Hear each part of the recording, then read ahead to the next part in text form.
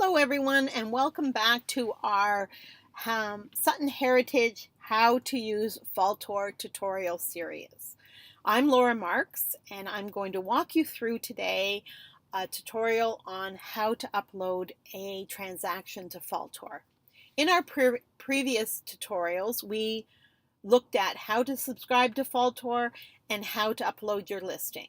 So if you haven't followed through on those two tutorials, I suggest you go back and take a review of tutorial 1 and tutorial 2, and then you can go on to this tutorial, which is how to upload a transaction.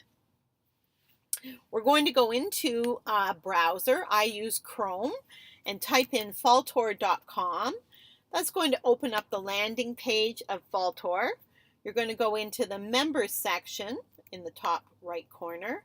Click on that, enter your email address and password, and then click login. That's going to take you into your Faltor virtual file or your filing cabinet. We're going to look in our transaction filing drawer. So we're going to click on transaction. And once we click on transaction, we're going to see our transaction search page. On here, if you have previous transactions that have been uploaded into Faltor, they will be listed in this section. Ignore my two blank ones. They are sample tutorials on Faltor. You will not have blank ones on there, so please ignore that. I'm going to draw your attention over to the right hand side, and this is showing you the statuses of a transaction file. Now, like in our, as in our listing files, we don't use certain statuses. We don't use pending or accepted. So please do not choose those two statuses when you are creating a transaction in Faltor. Our admin does not recognize those two, and it will not come up for the admin if you have chosen that status. So we're going to go over here and we're going to click on add because we're going to begin uploading our transaction to Faltor. So we're going to click on add. Now you're going to see a screen that comes up and it says link the transaction to an existing listing or buyer's agreement. So if this is a transaction from that you have the listing on and you've now sold it, you would go in here and click on find an existing listing. And you're going to see when you click on that you can put in the MLS number or the address of the property and click find, and it will pull up the associated listing file. Likewise, if you had uploaded a buyer's agreement and you wanted to link this transaction to your buyer's agreement, you would put in the name of the buyer and click find, and it will come up.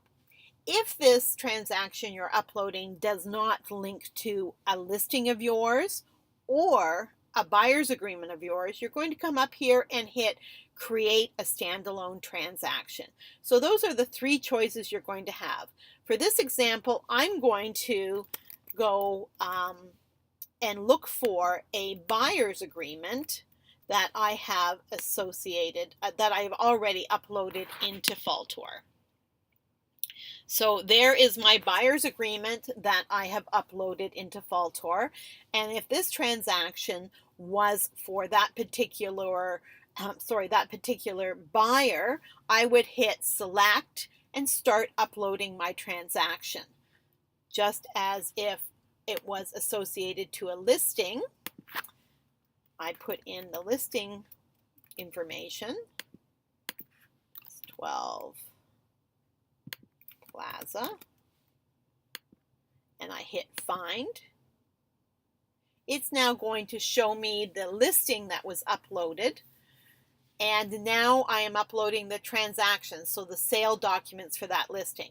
So I would then click select. I'm going to use this as our example today, so I am now choosing to upload the sale documents to my listing at 12 Plaza Street. So I'm going to hit select. It's now going to open up a profile or a file for the transaction on my listing at Plaza Street. So the first thing we're going to look at is the status. Again, remember I said we don't use pending or accepted. We only use firm or conditional. In this situation, this is a conditional sale. So I'm going to click on conditional. If it was a firm sale, I would click on firm. But for this example, it's a conditional sale. What's the transaction type? Was it a purchase?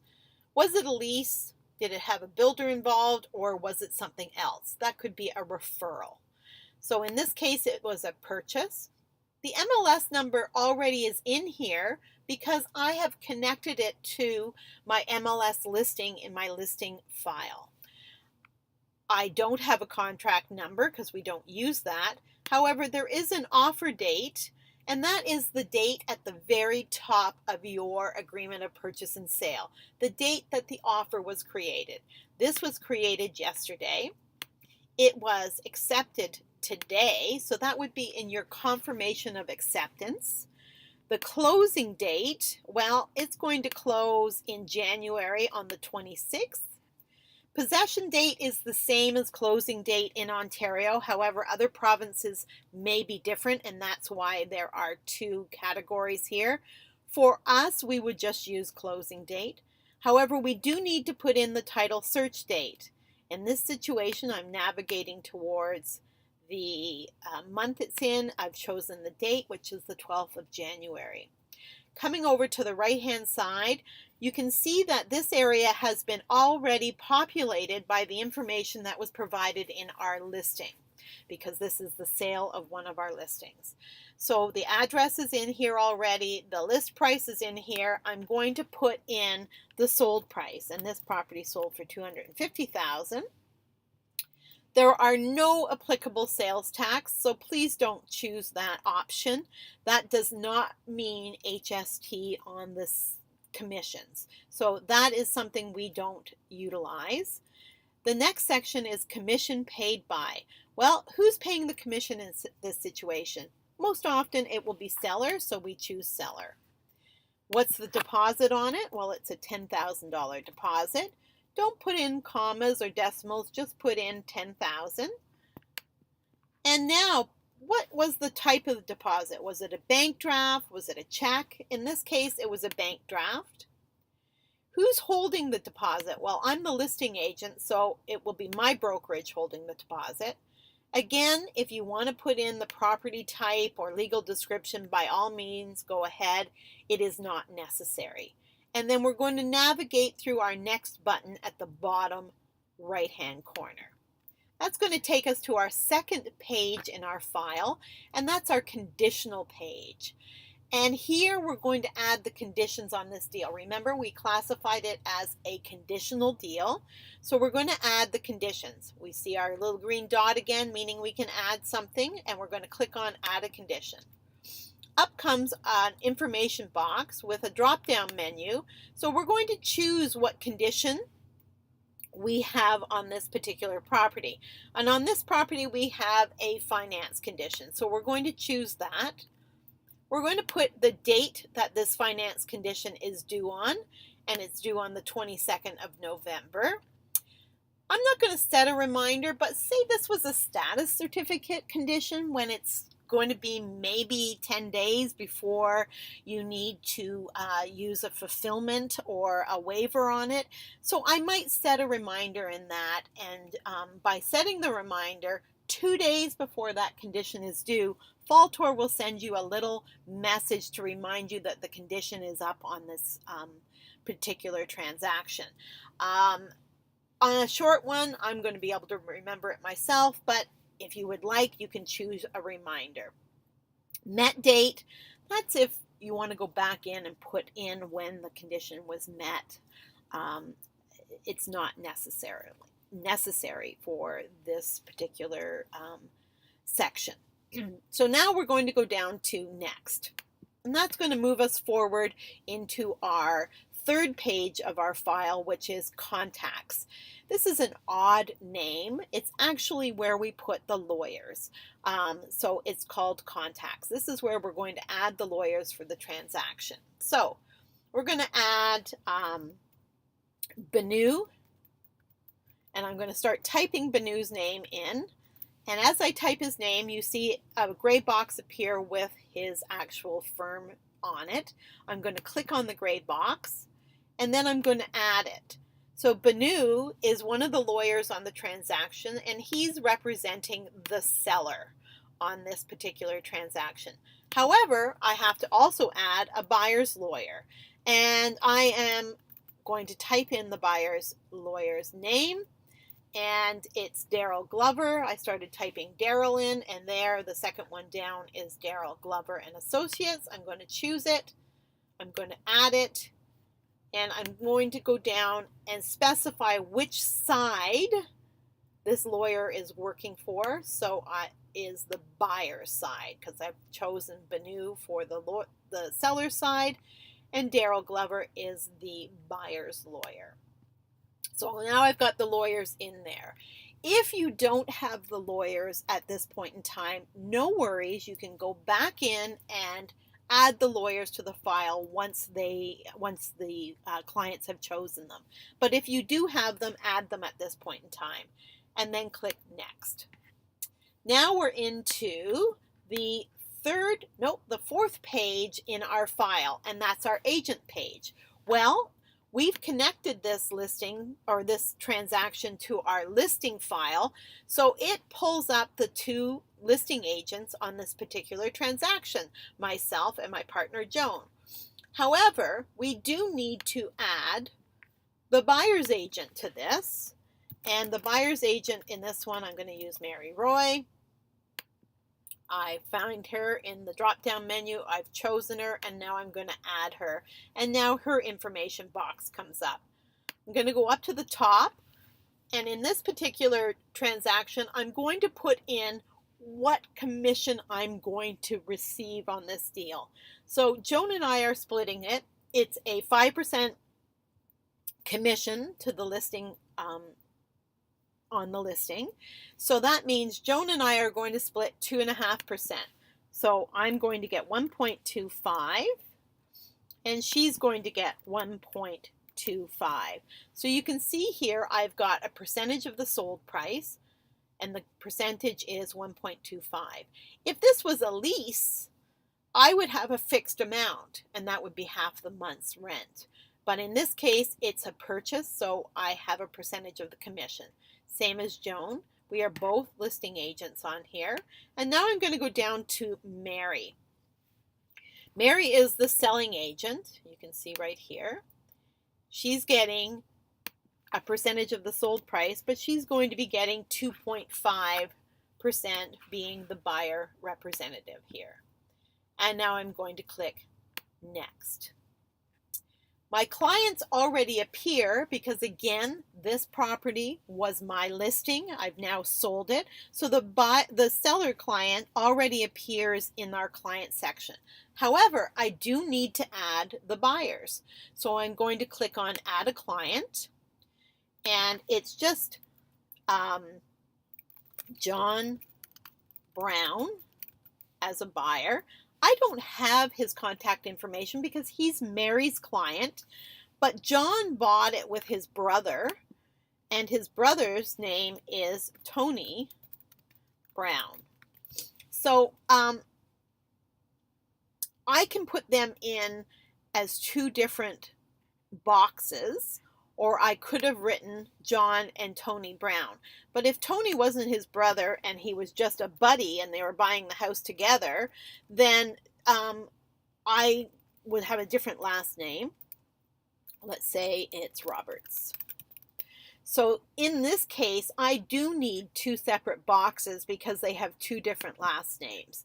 So here, John's bought this property with his buddy Tony, and I've put them both in as buyers, and they're Mary's clients, so I don't have any of their contact information, so I don't need to worry about filling in anything more than what I have. And now I'm going to click Next. That's going to take us to the task page of our transaction file. This is a really cool feature of Faltor. You can use this for all kinds of stuff. You can use it as a reminder to remove your sign off the property or your lockbox. You can use it to remind yourself that a client is having a birthday or an anniversary on the sale of the property, or say there was a pool and the seller is going to open the pool up, but the property sold in January. Anything this can be used for. It's a great contact management system. So in this case, I'm going to use it as a task reminder of a pool opening. So I'm going to click task reminder.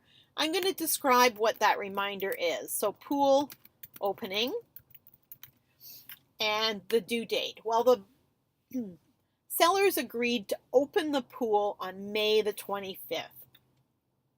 For the buyers. So I'm going to navigate through the next button to May the 25th, and that's going to set the system up to send me a reminder 2 days before the 25th of May to make sure or touch base with the sellers that they have made arrangements for a pool company to come in and open up the pool for the buyers.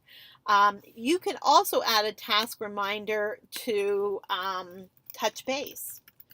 So I want to touch base 6 months after they've moved in and see how everything is going. So I'm going to navigate across here. I don't know whether that's 6 months or not, but I'm going to choose it. And 2 days before August the 31st, the system's going to send me an email and say, Laura, you wanted to touch base with your clients from 123 Street or whatever the address was.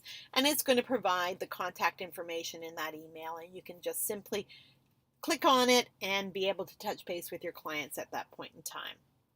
That's all the task reminders I want to do, and I'm going to navigate to next. Now, this is a very interesting section. This is a notes. Just as we had notes on the listing side, we have notes on the transaction side. Shared notes. This would be notes that I want to share with the admin. So maybe there's an additional deposit coming, and I'm going to put that it's due in 2 days, so that now the admin knows there's an additional deposit coming. I might want to send a note to my partner about something on this transaction. So I could put, I put in the pool reminder has been set, so that she knows that I've already put in the pool reminder in there. She doesn't have to worry about that. We are going to be reminded to notify the seller about the opening of the pool. So this would be for notes that I specifically want my partner to see and not admin. And this is notes that everybody can see, the admin and my partner. So now we're done. We're going to save this transaction. And we're going to wait for Faltor to give us the go-ahead that it's done. And now we've got a green check mark at the top saying that the information was saved. So we're going to see here that we are linked to the associated listing. We have, if it was a buyer's agreement, we can see the link of the buyer's agreement. And we have the documents. So now we're going to click on documents and upload our documents to the transaction. So I'm going to click on documents. And again, we have the grayed out shadow box of the documents that we need for this particular transaction. And we're going to go into add our documents. We're going to go to browse and drag and find the documents on our computer. I'm going to go to my desktop, into my documents file, into my transactions file, and here are my transaction documents. I can choose which ones I want: my agreement of purchase and sale, my confirmation, the deposit check, and that's it. So I'm going to hit open, and now they've transferred over to this window. I am going to take this moment and remember to name the document a name that Faltor recognizes. So Faltor recognizes that this is the agreement of purchase and sale. I'm going to name my confirmation of cooperation. So where the heck is that? My confirmation of cooperation. Bingo. And copy of deposit and receipt. There we go. So I've named these files a name that Faltor is going to recognize, because if I left it as other, Faltor is going to keep looking for those files because they haven't been named properly. We're going to hit upload. You're going to look at the orange spinning is showing us that we are uploading those documents into Faltor. And once we receive all the green check marks for each document that we wanted to upload, as it looks here, that's showing us that all the documents have been transferred into Faltor. We can close this window and we're going to see the documents have appeared. However, I'm missing a couple of documents here. I'm missing the offer summary, so I can go back in and grab that because I forgot to bring it in the first time. And I'm just going to pick any old document here. And I have the offer summary, so I've named it, and now I've uploaded it. Waiting for the green check mark. There we go. It's uploaded. And now I'm going to see that it has added my offer summary. However, my notice of fulfillment or my waiver for my financing, of course, it's still conditional, so I can't upload that right now. But I basically completed the transaction to the point where it's at this point.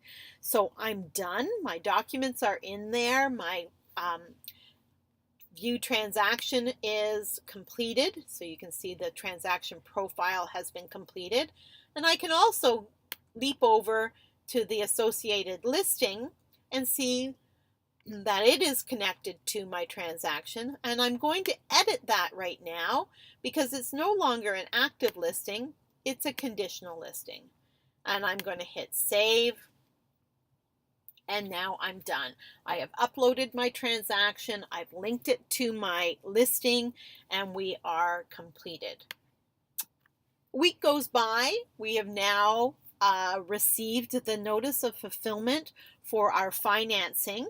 So I'm going to go into my transactions, and I'm now going to want to upload that notice of fulfillment to my transaction.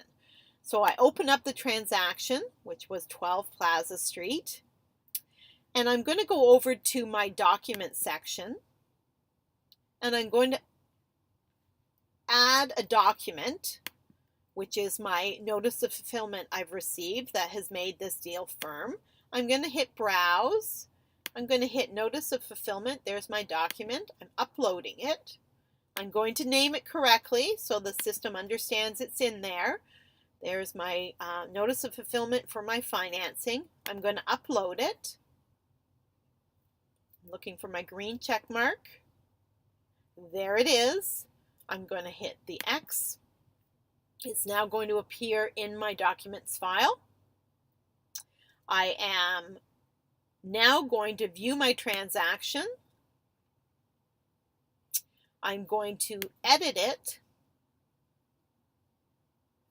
I'm going to make it now a firm transaction because it's no longer conditional. And I'm going to hit save. Click. Now I'm going to go into my associated listing file. I'm going to hit edit. I'm going to make that a sold transaction because now the property is sold. I'm going to hit save, and the information was saved.